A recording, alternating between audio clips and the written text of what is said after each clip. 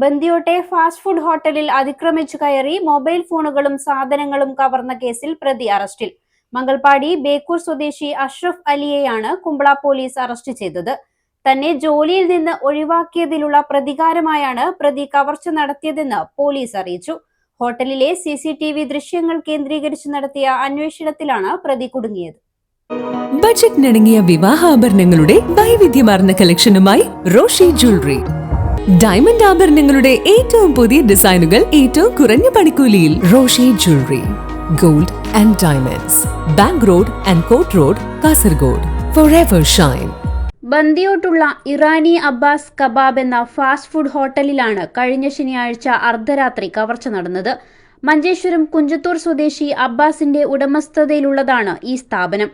ശനിയാഴ്ച രാത്രി ഹോട്ടൽ അടച്ചുപോയ ഉടമ പിറ്റേന്ന് വൈകിട്ട് തുറക്കാനെത്തിയപ്പോഴാണ് കവർച്ച നടന്ന വിവരം അറിയുന്നത്. ഹോട്ടലിന്റെ മുൻവശത്തെ ഇരുമ്പ് ഗ്രിൽ ചാടിക്കടന്ന് അകത്തു കയറിയാണ് മോഷ്ടാവ് കവർച്ച നടത്തിയത്. തുടർന്ന് കുമ്പള പോലീസ് നടത്തിയ അന്വേഷണത്തിലാണ് പ്രതി പിടിയിലാകുന്നത്. മംഗൽപാടി ബേക്കൂറിലെ 40 വയസ്സുകാരനായ അഷ്റഫ് അലിയെ കുമ്പള SI ഗണേശനും സംഘവും അറസ്റ്റ് ചെയ്തു. അറസ്റ്റിലായ അഷ്റഫ് അലി ഇതേ ഹോട്ടലിലെ മുൻ തൊഴിലാളിയായിരുന്നു. അടുത്തിടെ ഇയാളെ ജോലിയിൽ നിന്ന് ഒഴിവാക്കിയിരുന്നു. ഇതിലുള്ള മുൻവൈരാഗ്യമാണ് കവർച്ചയ്ക്ക് പിന്നിലെന്ന് പ്രതി പോലീസിനോട് സമ്മതിച്ചു. പൂട്ടുപൊളിച്ച് അകത്തുകയറിയ പ്രതി 2 മൊബൈൽ ഫോണുകൾ, മിക്സി, കുക്കർ, 5 സ്റ്റീൽ ഡ്രമ്മുകൾ എന്നിവയാണ് കവർന്നത്. ഏകദേശം 53,000 രൂപയുടെ നഷ്ടം കണക്കാക്കുന്നു.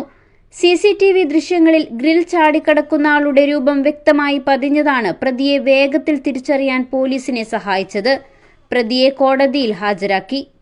News 14 live, Kasaragod.